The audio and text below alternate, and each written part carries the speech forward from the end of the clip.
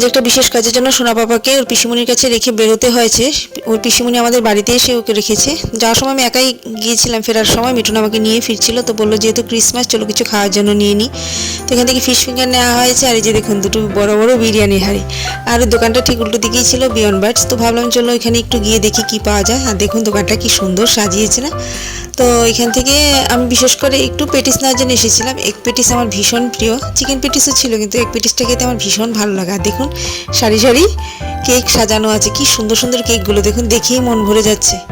তো আমরা কেক নেবো না, কারণ মিষ্টি জিনিস খেতে না আমার ইদানিং একদম ইচ্ছে করে না, তো তার জন্য আমি পেটিসই নেব।